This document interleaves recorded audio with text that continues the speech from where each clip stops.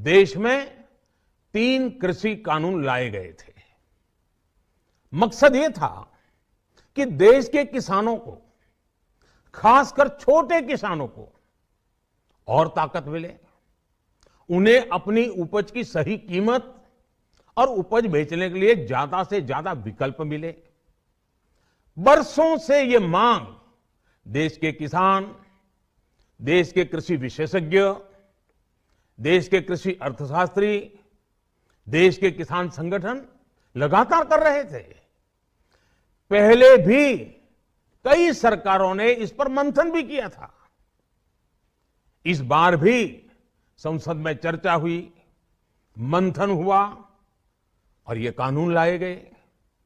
देश के कोने कोने में कोटि कोटि किसानों ने, अनेक किसान संगठनों ने इसका स्वागत किया, समर्थन किया।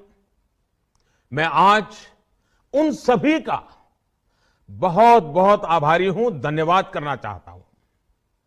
साथियों, हमारी सरकार किसानों के कल्याण के लिए, खासकर छोटे किसानों के कल्याण के लिए, देश के कृषि जगत के हित में, देश के हित में, गांव गरीब के उज्जवल भविष्य के लिए पूरी सत्यनिष्ठा से, किसानों के प्रति पूर्ण समर्पण भाव से, नेक नियत से ये कानून लेकर आई थी।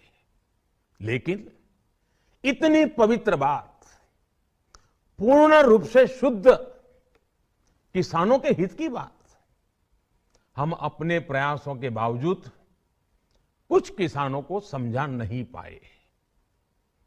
भले ही किसानों का एक वर्ग ही विरोध कर रहा था, लेकिन फिर भी यह हमारे लिए महत्वपूर्ण था।